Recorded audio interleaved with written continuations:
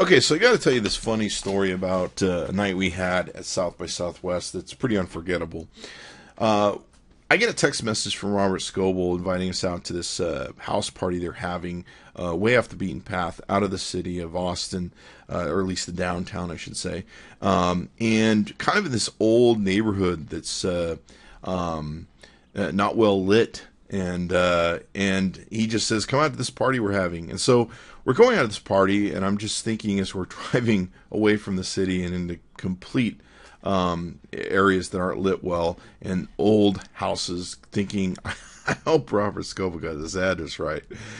We pull up in front of the home and with a taxi, and it's this old-looking Amityville horror-style home. It's the horror home that you've seen in every horror movie you've ever watched of a haunted movie. Okay, it's an old-ass, scary motherfucking home, and we're looking at it, and there's like these two guys. They're kind of wearing army camouflage top coats or something like that, whatever.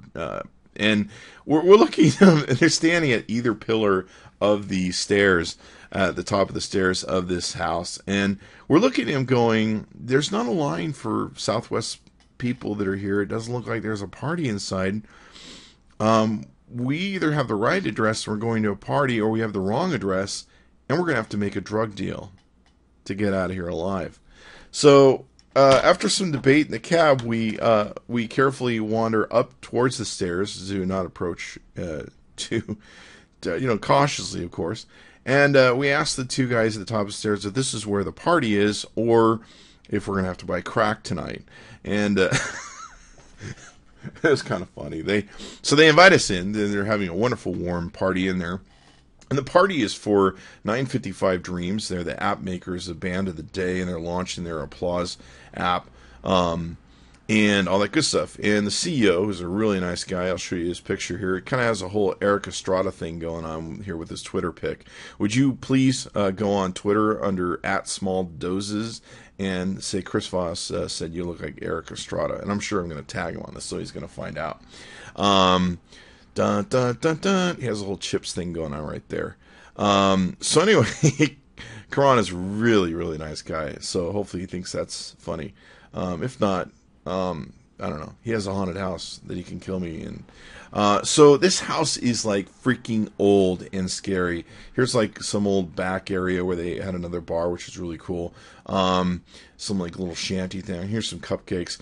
Now the house is like really, really old. Like, I don't know, like 100 years old.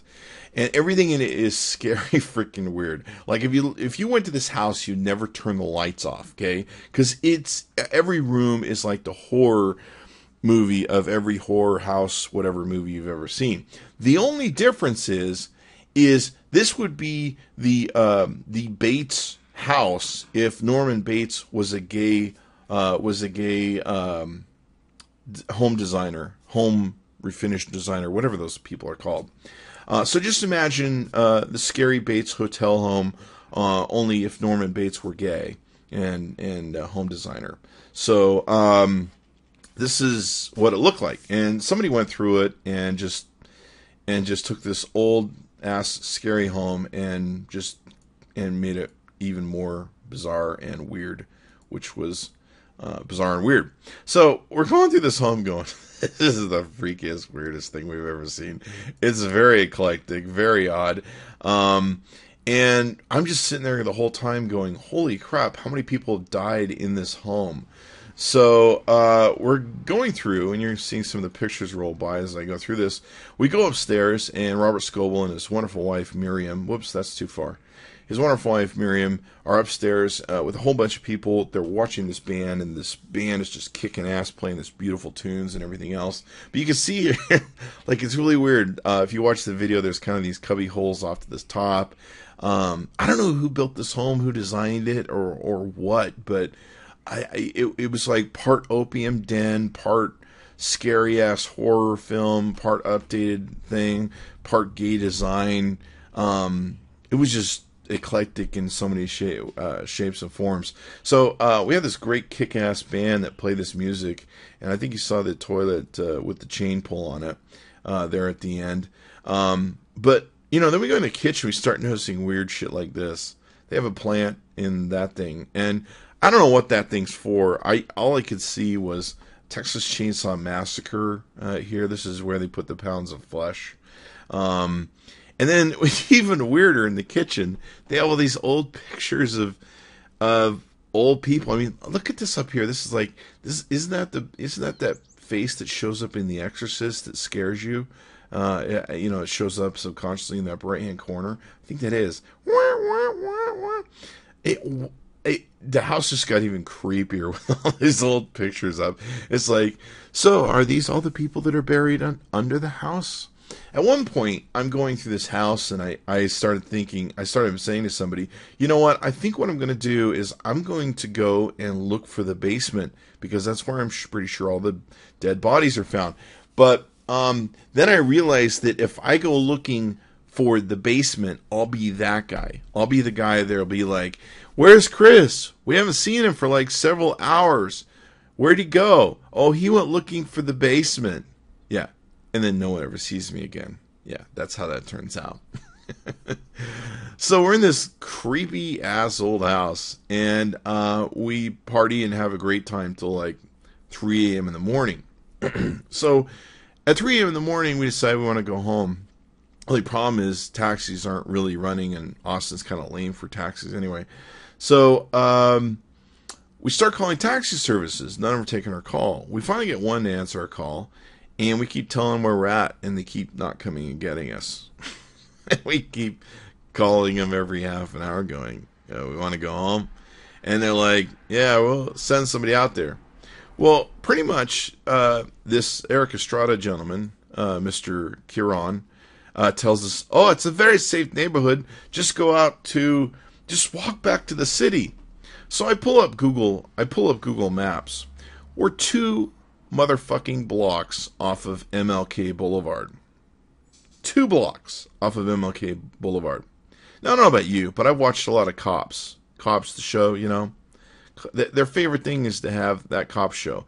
Always MLK Boulevard in any given city. So he's sitting there going, oh, it's very safe. You should walk back to the thing. I'm like, are you motherfucking out of your mind? We are 2 blocks off of MLK. No wonder no taxi wants to come pick us up. No wonder no taxi is coming to pick us up. They don't want to come over here. They figure we're going to rape and rob them or something. So we keep calling him, and we're just like, hey, we're 2 guys, and we want to get out of get out of where we're at, and we want to come back. And so finally we get a taxi to come get us, and they pick us up. And Kieran's still insisting on, it's a very safe neighborhood. And we're like, dude, what neighborhood is safe in any city in the world near MLK? What's funny is we told that to our African-American taxi driver. He laughed so hard he just about crashed the car. He's like, that dude's crazy, man.